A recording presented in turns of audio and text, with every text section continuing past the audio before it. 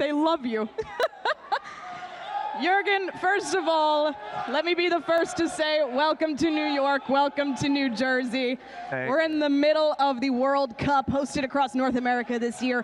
What stands out to you about what it's like experiencing this tournament in the US? Oh, it's really cool. First and foremost, hi. Nice to be here. Nice to see you.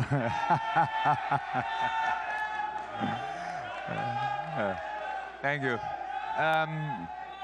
No, it's really. I was in Mexico City, obviously for the opening games, and then I was in Houston, saw a game there. Dallas, now in New York. Yeah, it's great tournament, great atmosphere. All the different countries, all the different colors, shirts.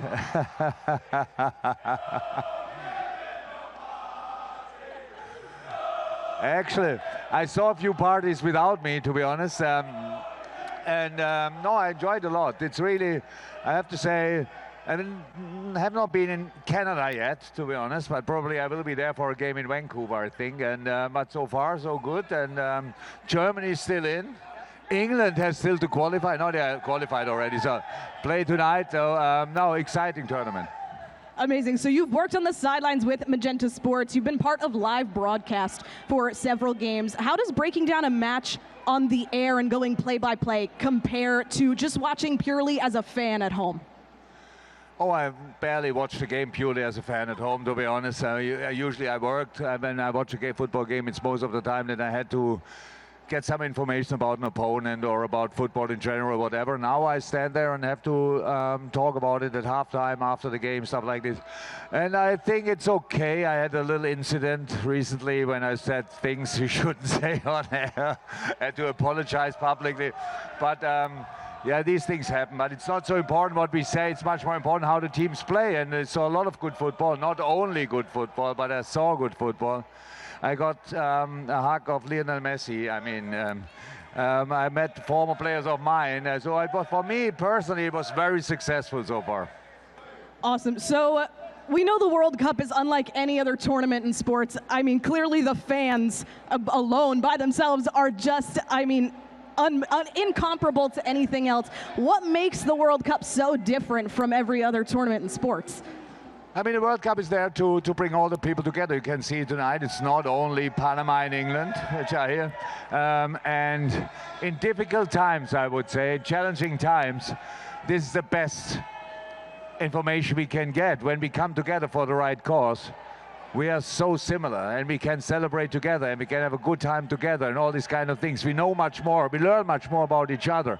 And wherever we were now, the specific fan groups were outstanding, to be honest. We were in Dallas the night before, played Holland against Japan, so they were still there, but then England played after that, so they were already there. Croatia were already there, and they all met, and it's just the best thing what can happen. Eh? Sometimes it looks like we all want to be by ourselves, but at the World Cup you can see we come all together, and that's the best thing about the World Cup.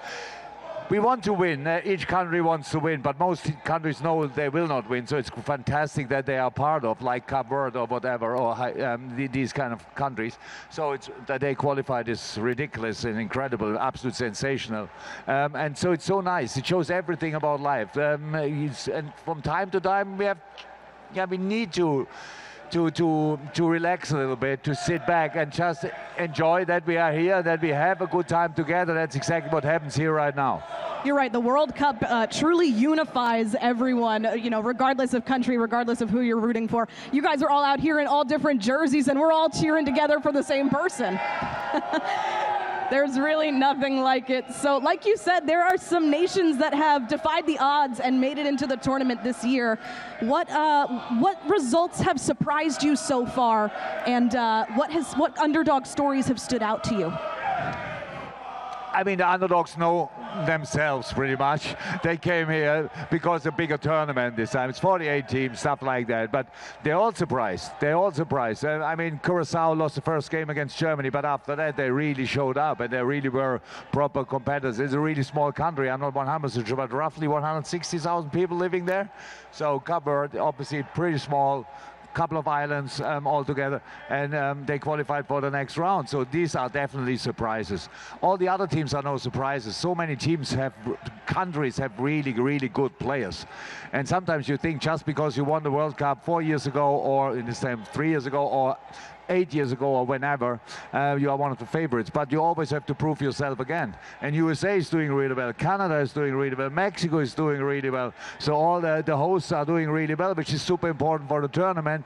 But now it's getting really exciting. And so many teams showed up, but knockout games are different to all other games. So there's now much more pressure, and now you have to show if you are ready to go through. And I'm really curious. Let's see who will make it. I have no idea. France looks promising, let me say it like that. And maybe England can show up tonight properly, and then yeah. First time since 1966. That would be great. So the good thing, as long as you are at the tournament, you still can hope. So, yeah.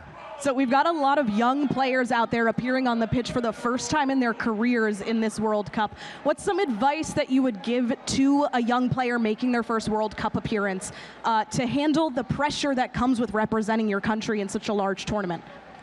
So I never represented my country, so I don't know exactly about that kind of pressure. But I played with my teams on huge stages and pressure, and the pressure is immense. But the players, when they're young, they dream of the opportunity to play on a big stage. When you get closer to that, you get used to the pressure as well, because there's a first game for the first team, there's a first game, the first goal, there's a first call up for your country and all this kind of, they know and they can deal with that. But in the end, we should not forget it's still a game. And if you play a game, you have to enjoy it. Otherwise, it's just work, and it should look cool as well if you want. And they are good at that. I never saw a player who cannot get used to it. In the end, they enjoy this kind of, because the higher, the bigger the pressure gets, the more you can win. And that's what we all want. So we know that a lot of pressure comes along with appearing in the World Cup and representing your nation in such a large tournament. You're known as a coach that notoriously builds belief for your players, for the people on your team. What goes into those halftime conversations to help create that belief in your players so they know that they can bring it home in the second half? I mean, it's the way you deal on a daily basis with each other, how your relationship is. It's about, as a coach, you serve the players in a way. So you give them what they need. They have to run, they have to work hard, they have to do all this kind, but you give them the right information, you give them the self-belief, you give them the courage, all these kind of things. And you do that how you would do it with your best friends, with your friends. When you want to do them, that they will do well.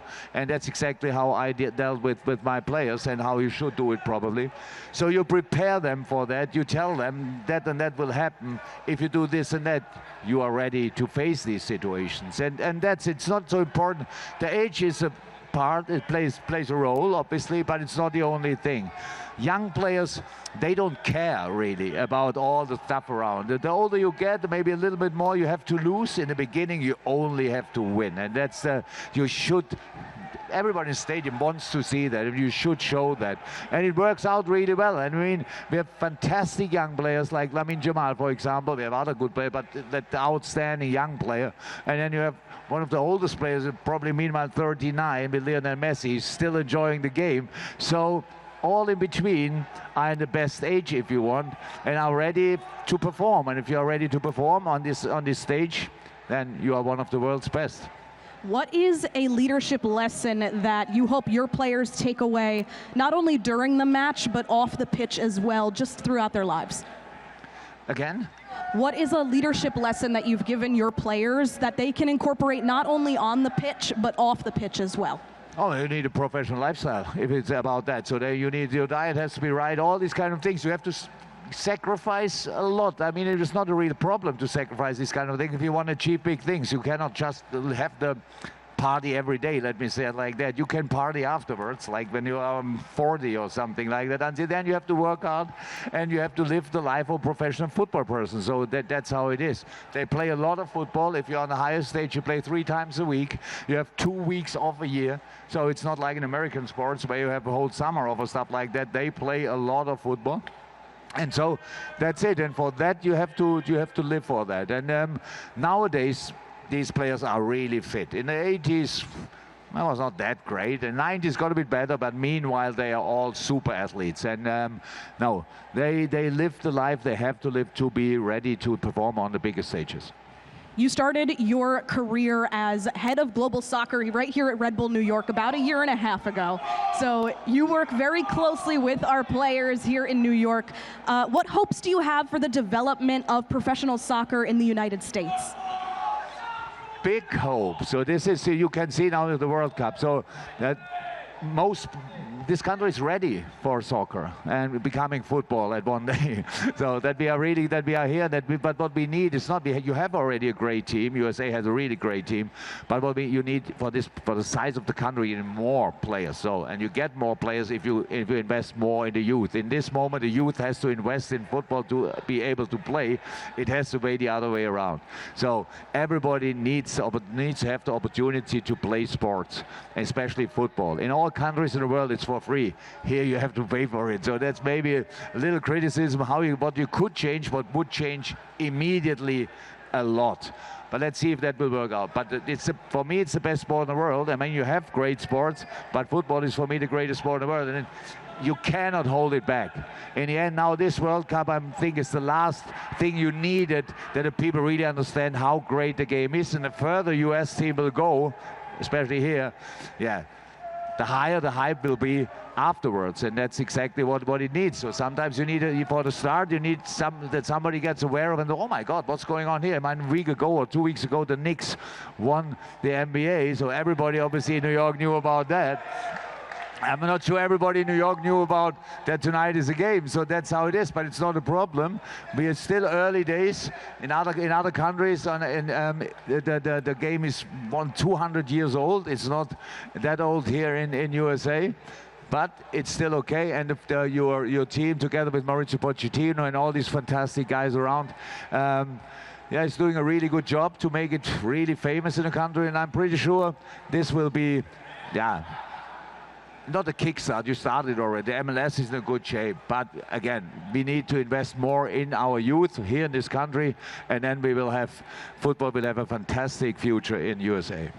So you just mentioned how we've really got to incorporate the youth of professional soccer in the U.S. into the game. How exciting is it for you to see such young players like Julian Hall here in New York, like all these incredibly young professional players we've got on the field? How exciting is it for you to see their development, and where do you see that going in the future? Here at Red Bull New York, we want to do it slightly different. Let me say it like that. In Miami, you have Lionel Messi. We don't have Lionel Messi here. Not that we don't want him, but we cannot pay him. So let me say it like that.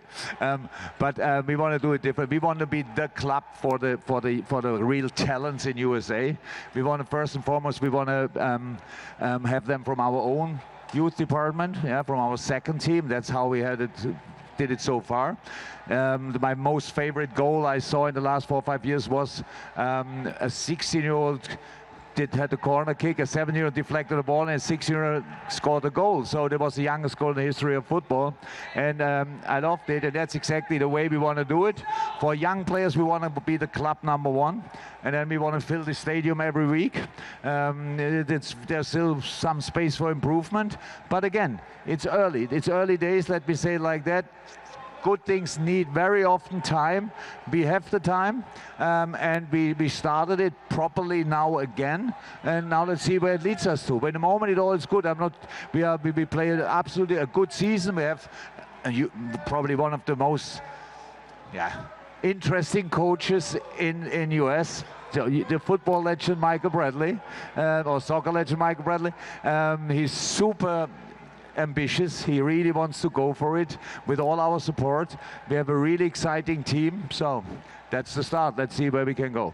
So Jurgen, of course, before we let you go, we've got to ask your thoughts on tonight's match, England versus Panama, which we've got some fans here for now. What do you think is going to happen on the pitch? Yeah. No, I think England will win.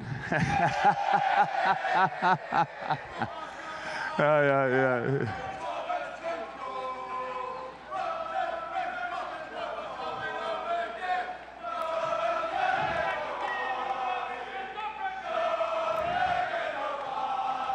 I can tell you this weather helps. This weather will help tonight because the pitch in the MetLife Stadium is really bad and really, it needs rain. Let me say it like that. So it helps the game tonight. So lucky you, and I'm pretty sure England will win the game. But